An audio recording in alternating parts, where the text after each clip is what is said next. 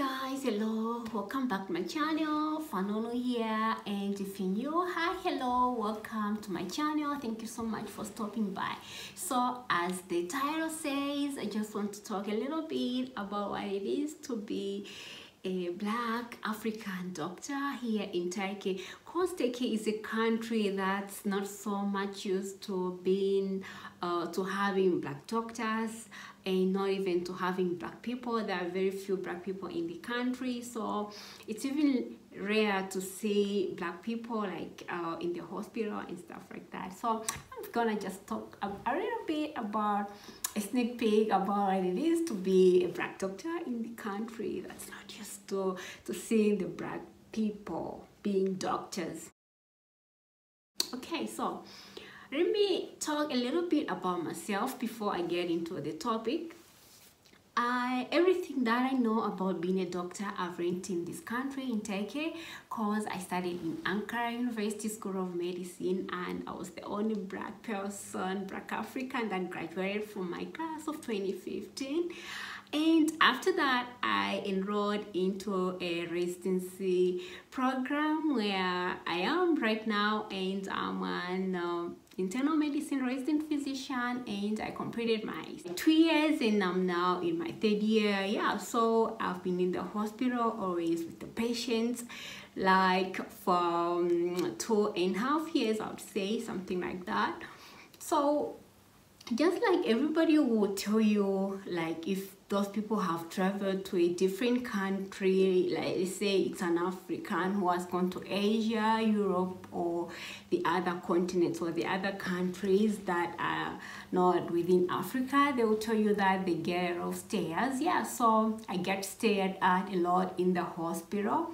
This of course happens also outside, but I'm just gonna specifically talk about the hospital life. So I get a lot of stares in the hospital because I'm the only Black African resident in the hospital, so I do attract a lot of attention. So yeah, you know what that means.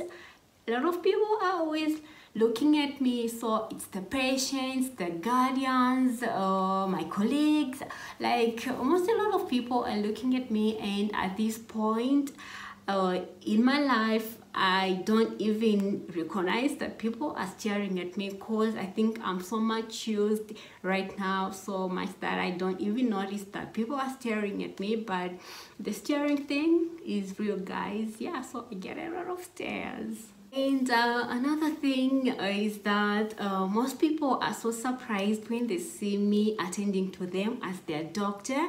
This usually happens when I'm the outpatient department, like, you know, I'm sitting in the exam room and the patient comes in. Sometimes you literally see these patients, they come in, they don't say anything, like they have a confused face, and I have to say hi, hello, and then slowly I see these people that are being relaxed, and then in the end of the conversation, they mostly by themselves, they're like, you know what, we're so sorry. The moment we get in, we didn't know if you can speak Turkish, or we were worried if you're going to understand what we're gonna say. We were worried if you were gonna help us the way we want you to help us. But thank you so much, you were good, you're so sweet and stuff like that. Then they leave, they're satisfied.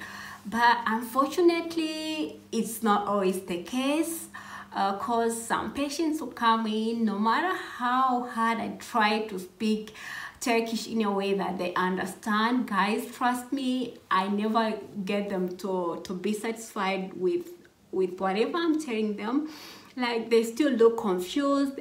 They just don't want to, I just feel like they don't want to understand whatever I'm trying to tell them, and then they leave. I see them that not at all satisfied, like they leave the room, and I'm just like, okay, I tried my best, there's nothing else I can do. But yeah, that's part of life. But lucky enough, such things don't happen so often. So yeah, I think I'll say we are good on that note. And the other thing is, it could be at the ward, it could be at the outpatient department. I usually get a lot of questions, and the common question that I get is, where are you from? Where are you from? So I tell them I'm from Malawi, but you know, the thing is, most of these people have never heard about Malawi. So I have to say Malawi like 2 times. They say, what, where is Malawi? So sometimes I just say Southern Africa, so just to make everything short, so maybe they have an idea like, okay, it's Africa. So I don't usually say Africa, but I usually say Southern Africa or South Africa, so they just have that idea of, okay, I'm from the southern part of Africa, even though it's Southeastern Africa. I just say, okay, South Africa, so they have an idea of where this country is. But yeah, so I just tell them like, okay, I'm from Malawi, and they keep on asking me questions like, why are you in this country? Where did you study? And are you happy here?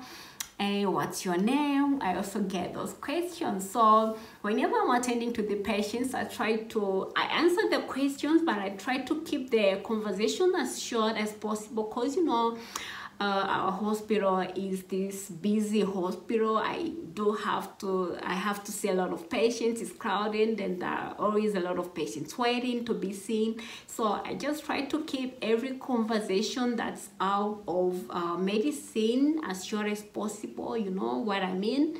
Yeah, so that's it. Sometimes it's kind of funny.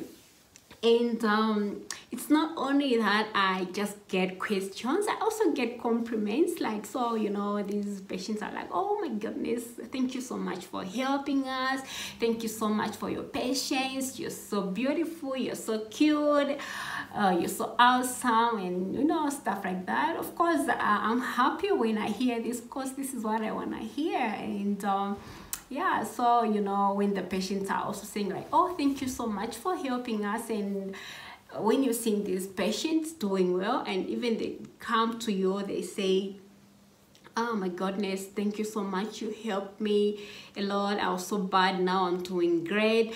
And you know, when you're a doctor and when a patient comes to you, they say, thank you so much, you helped us, I'm feeling well now. You know, you're the happiest person on planet Earth when you hear such things, because that's what you want to hear. So when they say thank you, I'm the happiest person on planet Earth, you know, guys. And some things that I do experience is that, you know, we Africans like to braid our hair, do a lot of styles, do weaves and stuff like that. So I just like any other African, I do the same. Sometimes I braid my hair, different styles. And you know, most of these people, I'm usually the first black doctor that I've been seen by, and they see my hair. They mostly have probably seen a black person maybe on the streets. They never had the chance to talk to that person, or they have seen the black person on TV or on the internet, but they've never talked to that person. So when they see me with that hair, they're like, oh my goodness, your hair is beautiful, how do you do this hair, can I touch your hair, who did this hair, and stuff like that. So they're also curious about my hairstyles. So mostly my hair, I do my hair by myself, and also I get my hair done by my friends. So whenever they ask me, it doesn't matter, I just say it's done by my friend, because I just want to keep the conversation short. So they're like, oh my goodness, your hair is beautiful, I also want to do that hair, blah blah blah, stuff like that. So yeah, that also happens, you know. They love the hair, you know, everyone wants to look cute, why not? Yeah, so that's it.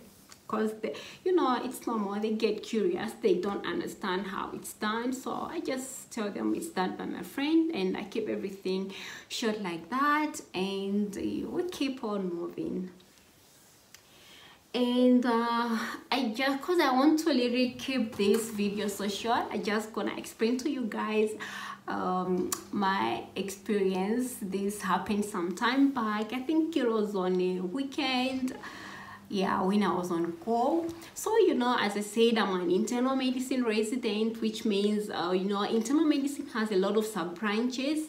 So we are usually doing rotations in different sub branches. And on this time, I think I was at the outpatient department on a certain branch. And when we are on call, we usually at the ward.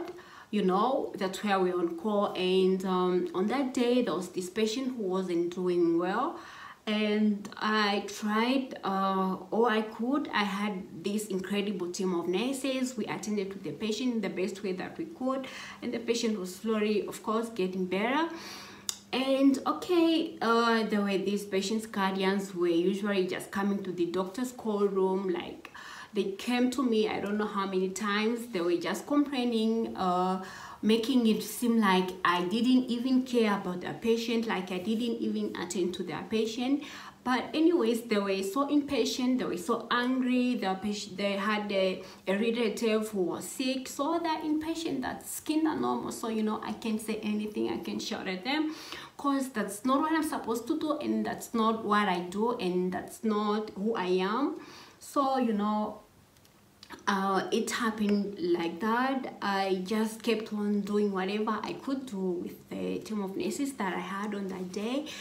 And then I left. I handed over to my friend. My call was over, and after I think like 2 days, I went back to the ward because there was something else that was happening at the ward. And I went there, and I see these patients guardians coming to me, and they were saying, hi, hello, how are you, how are you doing, thank you so much for being patient with us. So I was like, okay, I'm fine, thank you.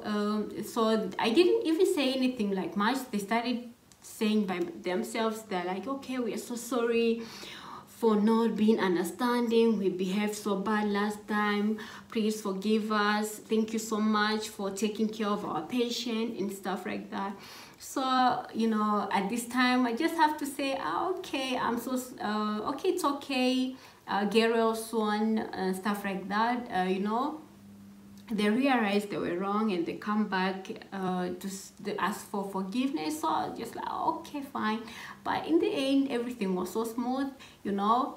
Nothing bad. Like, things happen like in the hospital, because patients and their guardians are always so impatient all the time. So when you're a doctor and you're attending to these patients, you have to be the most patient person that you've ever been, like, in your entire life, because you can't be shouting at them, you can't be behaving bad at them, because, you know, the whole situation and stuff. You have to be behaving, you have to behave well, I'll just say. So yeah, this is all about a sneak peek of my experience as a Black doctor in a country that's not so much used to seeing Black doctors. Yeah, so don't forget to subscribe to my channel, like this video. If you have questions, if you're curious about a certain topic, feel free to comment, to write your questions in the comment section down below. And yeah, so I'll see you soon. Bye for now.